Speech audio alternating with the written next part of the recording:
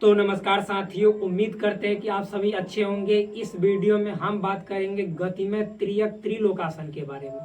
क्या होता है गतिमय त्रियक त्रिलोकासन?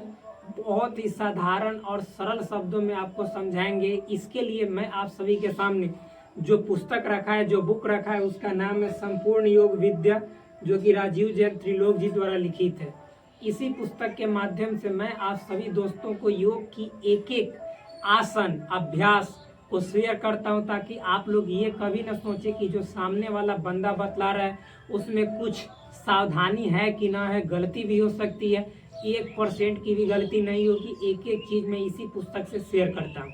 तो मेरे दोस्त, शुरू करते हैं आप सभी के सामने गतिमय त्रियक त्रिलोकासन। बहुत ही आसान आसन है, और हाँ, इसको करने से आपको बहुत तरह की विकारों में, समस्याओं में, प्रॉब्लम्स में निजात मिलता है। वो सब हम बाद में शेयर करेंगे, पहले करने की विधि जान लेते हैं। तो मैंने आपको इससे पीछे के वीडियोज में आपको 2 तरह के आसन बताए हैं, त्रिलोकासन। फिर दूसरा आसन उसके जस्ट बाद हमने बताया था गतिमय त्रिलोकासन। त्रिलोकासन के जस्ट बाद डायनामिक त्रिलोकासन, जिसको गतिमय त्रिलोकासन कहते हैं, और इसका नाम है गतिमय त्रियक त्रिलोकासन, या इसी को गतिमय त्रियक पृष्ठासन बोल दिया जाता है। तो कैसे किया जाता है, हम इसको चलिए आप सभी के सामने शेयर करते हैं। सर्वप्रथम इसके लिए आपको ऐसे खड़े हो जाना है समावस्था में, इस तरह से बिल्कुल। फिर अपने दोनों पैरों के बीच 3 फीट का अंतर रखना है। 3 फीट का, ये लगभग 3 फीट हो गया। ज्यादा रखते हैं तो और अच्छा है, लेकिन 3 फीट तो रखना ही है। फिर अपने इस पैर के जो ये आपका जो पैर है, पंजा है, इसको इस तरह से इस साइड मोड़ेंगे। इसको थोड़ा सा साइड ऐसे कर देते हैं ताकि स्पष्ट रूप से दिखाई देगा। फिर इसको इस तरफ से ऐसे मोड़ दिए, यानी सामने की तरफ उधर, इसको इधर। ये हमारा पैर है, ये जो पैर है पंजा, इसको इस तरफ, इसको इस तरफ हमने ऐसे मोड़ दिया। शुरू में आपको दिक्कत हो सकता है खड़ा होने में, लेकिन डरने की बात नहीं है। लगातार अभ्यास से आप इसमें परफेक्ट हो जाएंगे। इस तरह से आपने हो लिया। अब देखिए क्या करना है, बहुत ही सिंपल है, बहुत ही सरल है।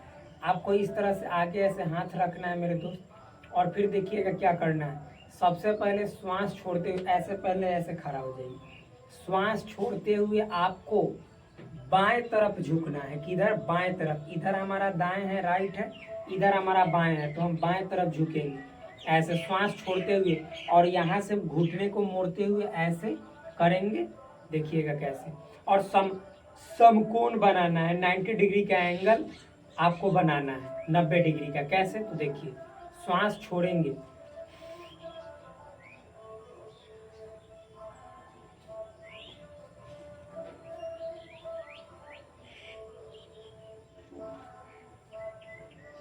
और फिर ऐसे आगे की ओर घूमते हुए ऐसे, और बीच से आकर श्वास भरते हुए ऊपर आएंगे इस तरह से। फिर सेम टू सेम हम दाएं तरफ करेंगे। कैसे? तो देखिए, श्वास छोड़कर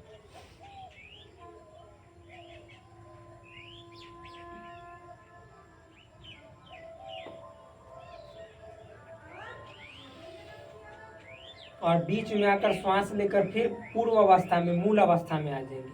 और मेरे दोस्त, एक बार ऐसे करने के बाद इसका अपोजिट भी करेंगे। कैसे? तो श्वास छोड़कर ऐसे जाएंगे, बीच में पहले जाएंगे। ऐसे आपको शुरू में प्रॉब्लम हो सकता है, ऐसे जाएंगे। फिर इस तरह से हम ऐसे मुड़ते हुए बाएं तरफ जाएंगे और श्वास भरते हुए ऊपर आएंगे इस तरह से। फिर सेम टू सेम ऐसे नीचे जाएंगे श्वास छोड़कर, और फिर इधर जाएंगे दाएं तरफ,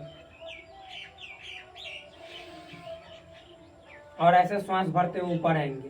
फिर अब देखिए, हम शुरू में बताए हैं कि बाएं तरफ झुकना है और 90 डिग्री का कोण बनाना है, फिर आगे की ओर आना है और फिर ऊपर आना है। तो चलिए देखते हैं।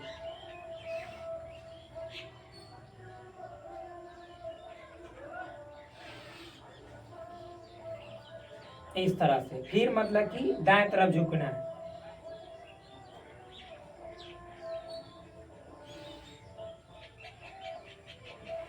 और फिर सामने की ओर आना है, और फिर मतलब घूमते हुए सामने की ओर आना है, और ऊपर आते समय श्वास लेना है।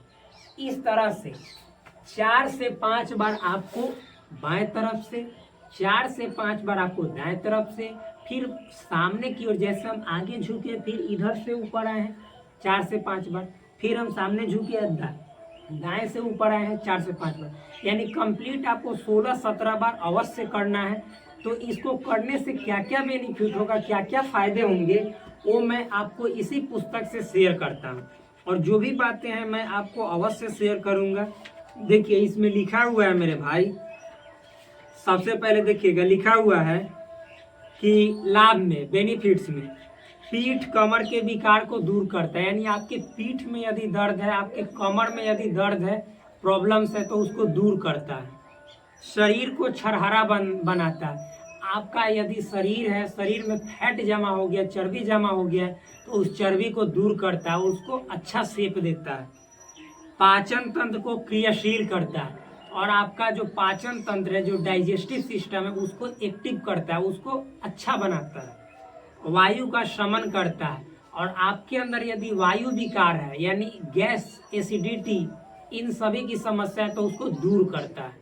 आगे देखिए क्या लिखा हुआ है, सावधानी, प्रिकॉशन, हर आसन के पीछे सावधानी अवश्य बरतनी है। लिखा हुआ है करक मेरुदंड, यदि आपका जो मेरुदंड है, आपका जो स्पाइनल कॉर्ड है, रीढ़ की हड्डी है, वो यदि करक हो, कड़ा हो, हार्ड हो, फिर तीव्र कमर दर्द वाले, या फिर अथवा यदि आपके कमर में तेज दर्द हो और ऐसे प्रॉब्लम से आप पीड़ित हो, तो कृपया करके इस आसन को न करें, अन्यथा आपकी दर्द जो है सो बढ़ सकती है, या फिर रीढ़ की हड्डी में मोच आ सकती है। तो इस तरह से ये जो गति में त्रिलोकासन था, ये मैंने आपको अच्छे तरीके से बताया। तो मेरे दोस्त, आप अपने घर पे इस आसन को करते रहिए और हमेशा हेल्दी बने रहिए, और अपने परिवार के बीच हमेशा खुशनुमा दिखिए, जिससे आपका परिवार आपको देखकर कम से कम आधा से ज़्यादा अपना टेंशन तो दूर कर लेगा। क्योंकि परिवार के यदि कोई भी सदस्य को किसी प्रकार की बीमारी होती है, तो मेरे दोस्त पूरा परिवार बीमार हो जाता है उस एक बीमार व्यक्ति के साथ साथ। तो आप भी सीखें, आप भी करें, और अपने परिवार के अन्य सदस्यों को भी कराएं, और अपने आसपास के जो एरिया है, जो जगह है, उसको स्वच्छ रखें, साफ रखें, जिससे किसी प्रकार की बीमारी, गंदगी न रहेगी तो न होगी, और स्वस्थ आप रहेंगे। और यही हमारा मिशन है कि fit India, hit India, India fit होगा तभी तो हिट होगा। तो इस तरह से मैंने आप सभी को ये बातें बताई।